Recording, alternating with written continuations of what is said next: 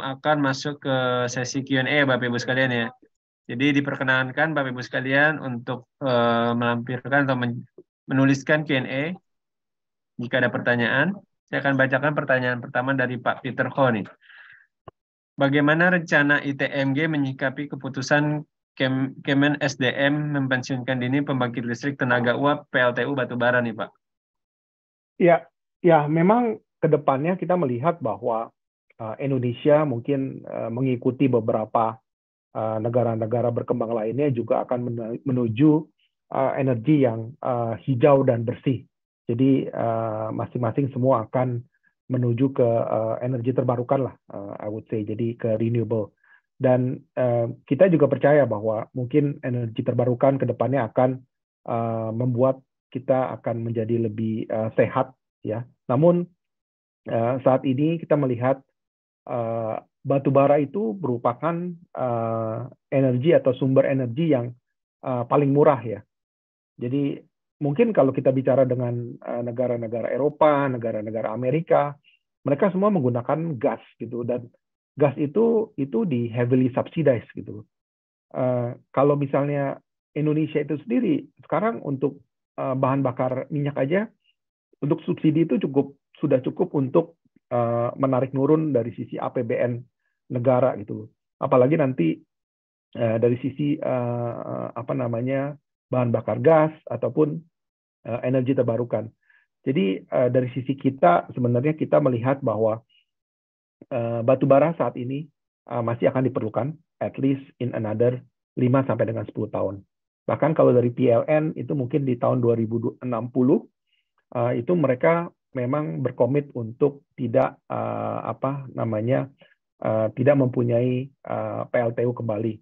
Namun kita melihat bahwa PLTU-nya itu tetap akan digunakan, dalam arti bahwa setelah tahun 2060 Indonesia tetap akan ada memerlukan batu bara sebagai salah satu base load untuk power plant mereka, di mana walaupun porsinya itu lebih kecil, kita melihat sekitar 35%, saat ini di level 60 sampai dengan 65%, nanti akan mengecil di level sekitar 30-an%.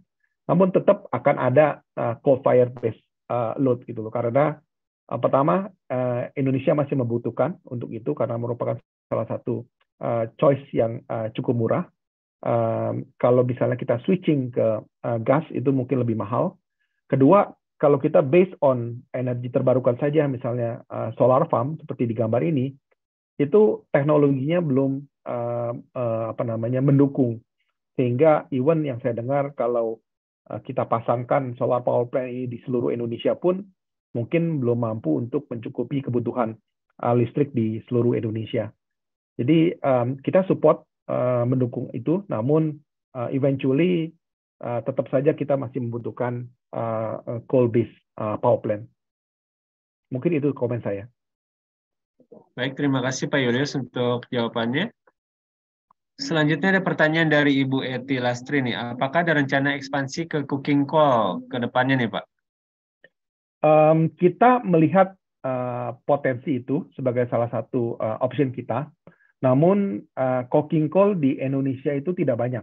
Jadi Indonesia itu mempunyai reserve sekitar 160-an juta 160 miliar ton of reserve.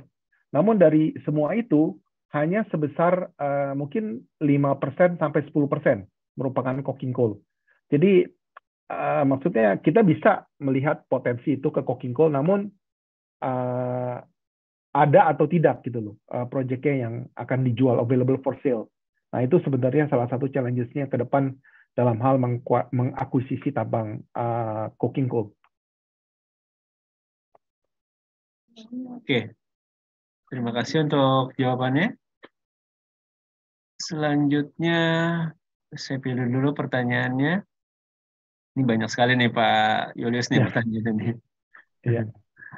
Oke. Oke, ini dari Pak Peter kembali. Apakah ada peluang ITMG berkolaborasi dengan Asosiasi Industri Sepeda Motor Listrik Indonesia atau AISMOLI? Jika ada, kami dari asosiasi Sorry. Jika Iya. ada, kami dari asosiasi akan dengan senang hati membantu nih, Pak. Oke, saat ini sebenarnya kita belum melihat ke uh, hilirisasi atau downstream daripada EV itu sendiri. Jadi kan kita melihat adanya upstream dan downstream. Kalau upstream itu kan lebih ke arah miningnya itu sendiri. Jadi kita melihat adanya potensi ke mining nikel, kemudian copper, dan lain-lainnya untuk mendukung kebutuhan EV bisnis itu sendiri. Namun kalau kita melihat hilirisasinya atau downstreamnya, di mana itu sudah berupa ke kendaraan listrik dan sebagainya, saat ini kita belum ada rencana untuk menuju ke arah situ sih Pak. Oke. Baik, jadi belum ada rencana untuk ke arah situ ya Pak Julius ya? Belum. Mungkin kita Oke. pertama plannya adalah ke ini dulu, ke upstream dulu. Nanti mungkin setelah mining ke depannya bisa aja ada rencana ke situ gitu Pak. Karena terus terang sekarang dari sisi shareholder kita, misalnya Banpu PLC itu sudah mempunyai pabrik batu baterai ya, yang Ya. mana digunakan untuk mensupport kendaraan listrik. Jadi ya masih agak jauh sih. Jadi kita mungkin saat ini priority utamanya untuk ke upstream marketnya dulu Pak. Oke, siap. Baik, terima kasih Pak Julius untuk jawabannya. Pertanyaan selanjutnya ada pertanyaan menarik dari Bu Ajeng nih. Sekarang sudah masuk musim pembagian dividen.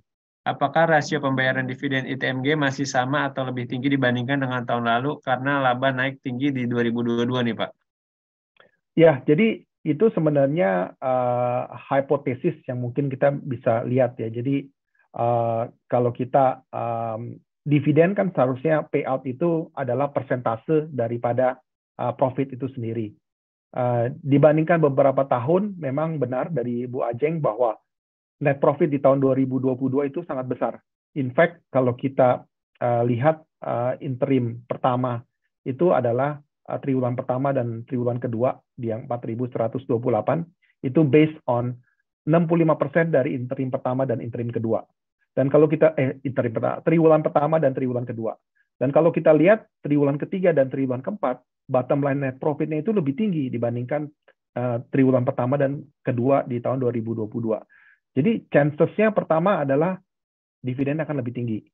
Itu faktor pertama. Kedua, itu harus dikalikan dengan payout-nya. Nah, itu tinggal pertanyaannya berapa payout-nya. Nah, terus terang saat ini kita masih dalam finalisasi dan ini juga melibatkan Banpu di Thailand sebagai main shareholders kita. Jadi mungkin dari sisi Bu Ajeng atau mungkin rekan-rekan investor sekalian itu tinggal dilakukan simulasi saja, misalnya payout misalnya 50% atau mungkin payout 55%, payout 60%, 65%, 70% itu dikalikan dengan net profit-nya. Net profit-nya kan kita udah tahu. Nah, itu nanti akan ketemu berapa. Kemudian dibandingkan dengan harga saham saat ini, itu nanti akan ketemu berapa. Nah, itu saya lihat sebenarnya kalau kita simulasikan seperti itu semester kedua atau final dividend ini bisa lebih besar dari sisi yield. Semester pertama interim kemarin 4.100 itu sekitar 11-12% payout, 11-12% yield. Itu untuk yang semester ini saya melihat range-nya itu kalau misalnya kita memakai 50%-an saja udah bisa sekitar 14%, 13-14%. Jadi 13% tambah 11% itu hampir 25% untuk final dividend yield-nya untuk saham ITM. Jadi sebenarnya cukup atraktif ya. Dan ini assuming untuk 50% dividen payout. Oke, baik Bapak Ibu sekalian, cukup menarik nih kalau misalkan untuk investasi di ITMG nih ya Pak Yulis ya. Ya. Oke, selanjutnya pertanyaan dari Pak Valerius nih. Apakah ada rencana ekspansi ke bisnis renewable energy seperti beberapa perusahaan lainnya nih Pak? Ya, itu tadi sudah saya jawab. Jadi basically kita memang ada rencana. Even di tahun 2022 ini kita sudah memasuki bisnis solar farm dan juga solar panel yang sudah kita install di 2 restoran McDonald di Jakarta, 1 di Jakarta Utara, 1 di Jakarta Selatan. Oke, baik. Selanjutnya pertanyaan dari Ibu Jesslyn Handoko ya. Bagaimana prospek untuk industri batubara ke depan, mengingat tren penurunan dari harga batu bara masih terjadi hingga saat ini? Apakah masih dapat bertumbuh secara bottom line dan top line akan mulai terkontraksi pertumbuhannya nih, Pak? Ya, jadi sudah saya jelaskan sebelumnya. Jadi basically memang kita melihat adanya beberapa faktor yang tidak mendukung sehingga untuk harga batu bara menurun sejak bulan November, even sampai saat ini mungkin masih belum I would say pulih kembali lah. Nah itu karena beberapa faktor, terutama karena sekarang ini power plant itu masih inventory masih pada full semuanya. Jadi dari sisi demand itu sendiri masih lemah. Kemudian China itu sendiri juga demand-nya masih belum pulih karena COVID-nya berjangkit lagi, mereka melakukan beberapa lockdown, ekonominya juga belum berjalan. Sedangkan Eropa juga sekarang banyak isu, banyak krisis, US juga banyak, sehingga dengan adanya resesi ini, people tend to save gitu loh. Jadi untuk saving, not doing a lot of, tidak dihambur-hamburkan energinya. Nah ini yang sebenarnya membuat demand daripada batu bara ini agak menahan lajunya. Nah, kita melihat bahwa mungkin beberapa bulan lagi diharapkan ekonomi akan tumbuh berkembang, pertama. Terus kedua, yang pertama kali stoknya itu lama-lama akan habis. Eventually kan mereka harus beli. Jadi kita melihat sebenarnya batu bara akan improve dari level sekarang. Namun, kita juga melihat bahwa kelihatannya untuk 2023 ini, batu bara itu tidak akan, boleh dibilang, setinggi di level tahun 2022 sebelum November ya, di mana sempat all time high di 430-440 dolar per ton gitu. Jadi kita sebenarnya tidak akan melihat ke arah situ gitu. Jadi mungkin dari rekan-rekan investor kalau misal berharap 2022 kita melihat akan 1,2, mungkin 2023 akan profit akan double lagi, saya itu unlikely ya. Jadi kita tidak melihat adanya kenaikan yang akan tinggi sekali dari batu bara. Namun kita melihat harga batu bara akan lebih tinggi dari level sekarang, mungkin di atas level 200-an lebih, antara 200 sampai dengan 300-an. Dan dengan harga segitu pun performance daripada mining company, terutama ITM, Adaro dan sebagainya itu tetap kuat gitu loh. Karena kalau kita lihat dengan harga di $400, cost structure kita itu paling tinggi $109. Jadi dengan $200 ASP kita berhasil membukukan sekitar $90 per ton margin. Jadi itu hampir sekitar boleh dibilang 90% atau 100% margin gitu loh. Nah, kalau batu baranya turun di level mungkin 200 sampai dengan 300, taruhlah dari harga $200 mungkin kita turun ke 150. Dan cost juga otomatis turun dong, karena ASP-nya kan turun. Jadi mungkin dari sisi cost itu sendiri nggak 110, taruhlah misalnya 80 atau 90. Nah, even di 160-an, 150 dikurangin 90, kita masih ada sekitar 60, which is sekitar 70% atau 60%. Jadi poin saya adalah mungkin di level 400-an kita mengecam mendapatkan profit mungkin hampir sekitar margin sekitar 100%. Ya, walaupun nanti batu bara turun, ya kita tetap ada sekitar 60%, mungkin 50%. Nah, itu sebenarnya cukup tinggi dibandingkan industri-industri yang lain. Oke, baik. Terima kasih Pak Julius untuk penjelasannya. Mungkin saya akan pilih satu pertanyaan lagi ya, karena mengingat waktunya sudah jam 1 siang. Oke. Nah, ini ada pertanyaan dari Pak Andi. Jika HBA jadi direvisi nih Pak, perkiraan di berapa persen penghematan yang bisa kita expect jika dihitung dari revenue nih Pak? HBA direvisi. Sebenarnya saya belum tahu juga sih. Jadi karena ya basically pemain batubara mengharapkan pemerintah untuk merevisi HBA-nya karena komponennya itu kan beberapa ada yang termasuk dari Newcastle.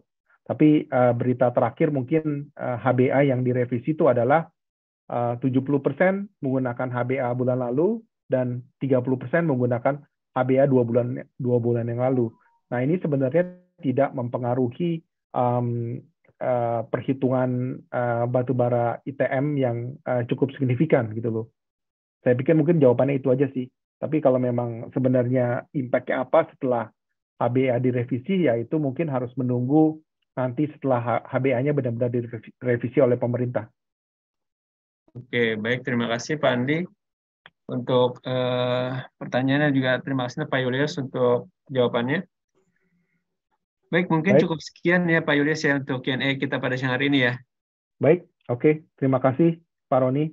Ya. Terima kasih rekan-rekan investor atas waktunya untuk siang hari ini.